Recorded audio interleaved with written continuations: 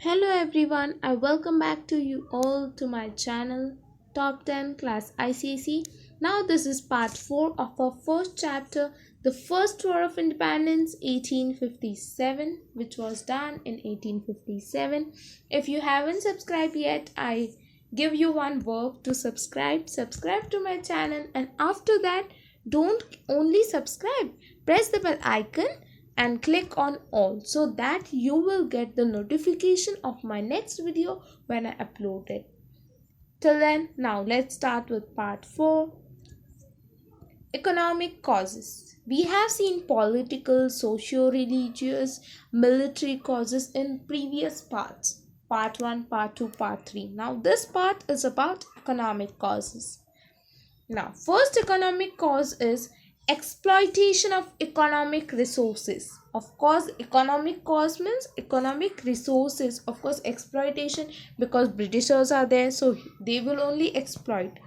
Agriculture in India was made an economic colony to serve the interest of individual needs of England. You can see India's economic growth was going down when Britishers were looting all the things to inland.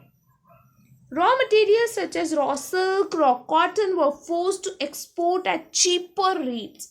Indians were made to accept duty free ready made goods. Indian handmade goods were unable to compete with the cheaper machine made British products. These ruined Indian industries. Of course, they were not as much perfect and cheaper as British products, as they were cheaper, and you can see economic growth was going all down of India when Britishers were there. Now let's read from a book. The British exploited the Indian resources for their own benefits. उसके फायदे के लिए उन्होंने exploit किया. They made agriculture India an economic colony to serve the interest of industrial England. India was force to export at cheaper rates, मतलब कम rates में आप एक्सपोर्ट करो इंडिया, ऐसे उन्होंने फोर्स किया था. रॉ मटेरियल जैसे रॉ कॉटन, रॉ सिल्क जो ब्रिटिश इंडस्ट्रीज को नीडेड थी अर्जेंटली, प्लांटेशन प्रोडक्ट जैसे इंडिगो, टी, ये वो फार्मर्स को उगाने के लिए फोर्स करते थे. Food grains which were in short supply in Britain, they also they were telling to make it. India was made to accept ready-made British goods either duty-free or at nominal duty rates, while Indian products were subjected to high import duties in England. The Indian handmade goods were unable to compete with cheaper machine-made British products. These ruined the Indian industry, deprived the artisans of the income, and reduced the avenues of employment for labor. On the other hand, export of raw materials and food grains deprived India of her agricultural surplus and raised the prices of raw materials. Thus, the change in the nature of India's trade became an instrument for exploiting India's resources. Now, drain of wealth. This is very important. This question always comes in both exam. What is drain of wealth? The proper definition is given in your textbook that we will read further. This is in short, you can write it in your notes. The transfer of wealth from India to England is called as drain of wealth. मतलब जो India से England को जो सामान जाता था, जैसे raw silk, raw cotton, जैसे मैंने अभी बताया, तो वो ट्रांसफ़र होता था, तो वो वेल्थ ही ट्रांसफ़र होती थी, तो वो ड्रेन कर लेते थे. ड्रेन मतलब पूरा लूट लेते थे इंडिया को. After the conquest of Bengal, the British purchased raw materials from the surplus revenues of Bengal and profits from duty-free land inland trade.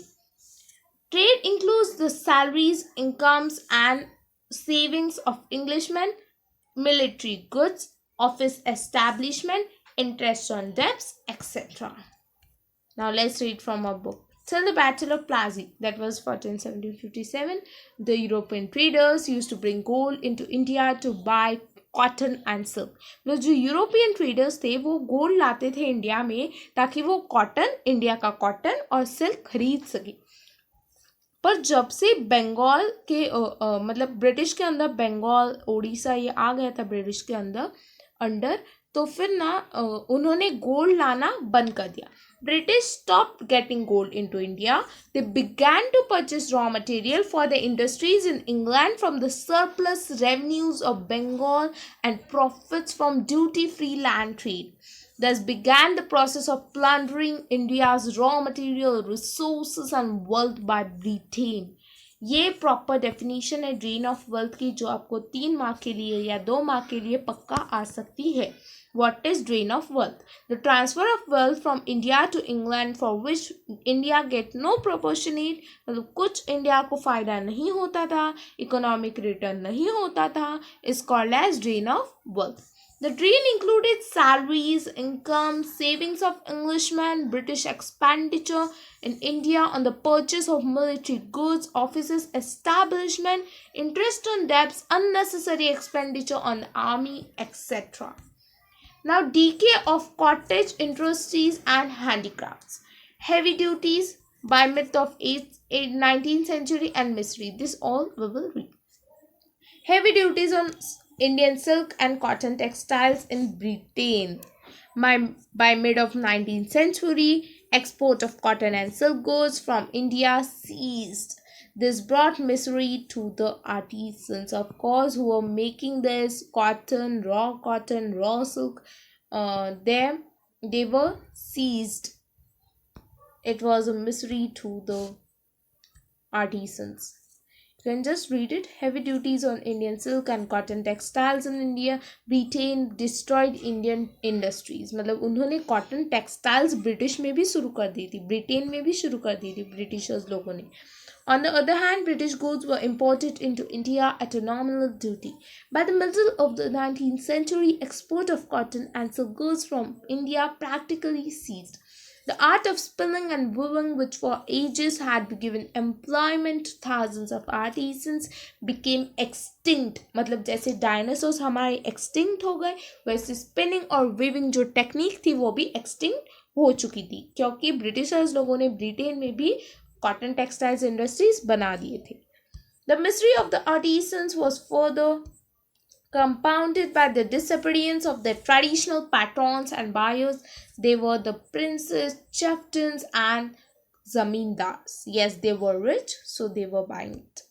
The economic decline of peasantry, discontent with the land revenue policies, borne heavy burden of taxes for all the British expenses in India, led to indebtedness and selling off their lands, and landowners had no concern about peasants. Now let's read a book. Economic decline of peasantry. The peasants were discontent with the official land revenue policy and the consequent loss of their land. In fact, it was the peasantry that bore the heavy burden of taxes to provide money for the trade of company, for the cost of administration and the wars of British expansion in India. For example, in Bengal, the land revenue was double the amount collected under the Mughals. मतलब जो बंगाल में जो land revenue Britishers लोगों ने किया था, वो जो मुगल्स कलेक्ट करते थे उससे डबल था. Not even a part of this revenue was spent on the development of agriculture and the welfare of the cultivator. थोड़ा सा भी खर्च नहीं होता था एग्रीकल्चर के ऊपर, डेवलपमेंट के ऊपर कुछ भी नहीं खर्च करते थे ब्रिटिशर्स. ऑफ कोर्स वो क्यों करेंगे, वो ब्रिटेन से आए थे तो सारा पैसा वो ब्रिटेन भेज देते थे. Increase in the land revenue forced many peasants into indebtedness or into selling their lands. The traditional zamindars were replaced by merchants and moneylenders. These new landowners had no concern for the peasants. They pushed rents to exorbitant levels and evicted their tenants in case of non-payment. The economic decline of the peasants affected cultivation and led to many famines. Yes, there were many famines. Growing unemployment. This was one major issue.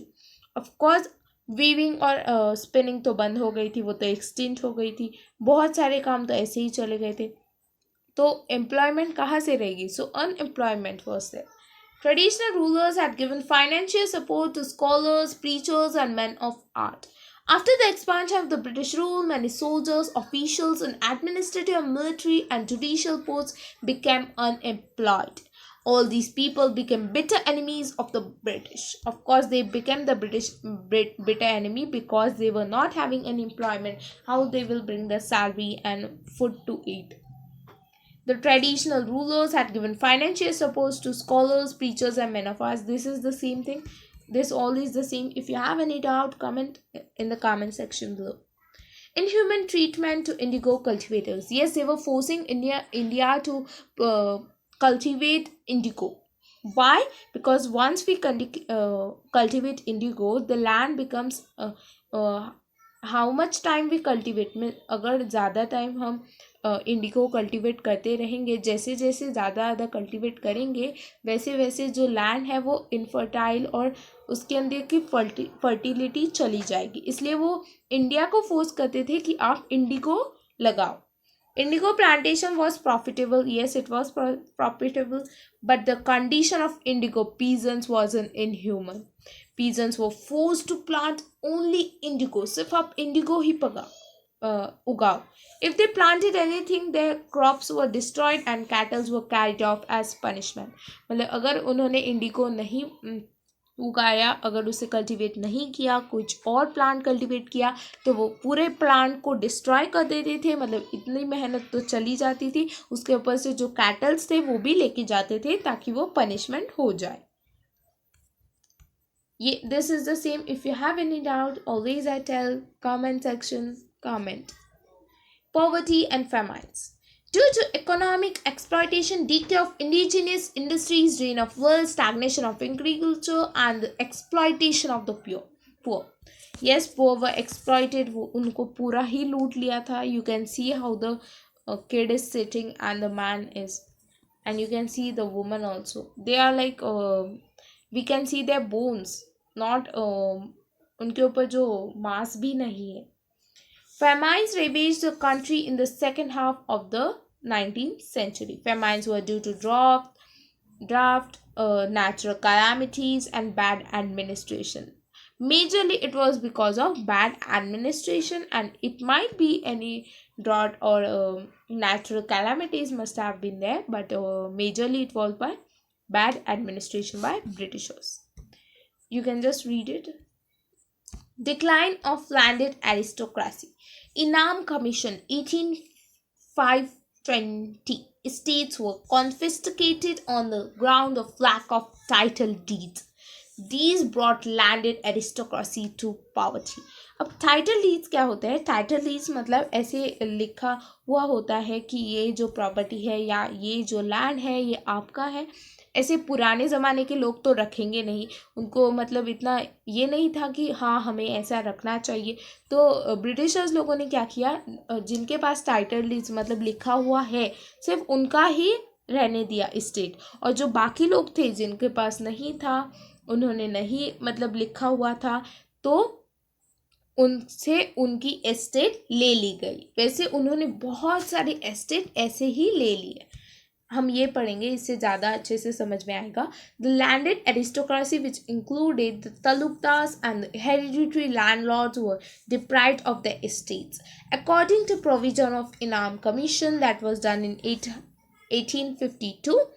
20,000 estates were confiscated when the landlords failed to produce evidence like title deeds by which they held the land. These confiscated land was sold by public auction to the highest bidders. Public auction to the highest bidders मतलब जैसे हम बोली लगाते हैं ना, वैसी तो बोली लगाई जाती थी और उन्हें सेल किया जाता था सबसे ज़्यादा बोली लगाने वाले को. Such estates were usually purchased by merchants. Of course, merchants जो थे वो rich थे, money lenders rich थे, तो वो ज़्यादा बोली लगाते थे और वो land खरीद लेते थे. Who did not understand the needs of the tenants and exploited them. These drove the landed aristocracy to poverty without benefiting the peasantry, which suffered under the weight of exorbitant land revenue.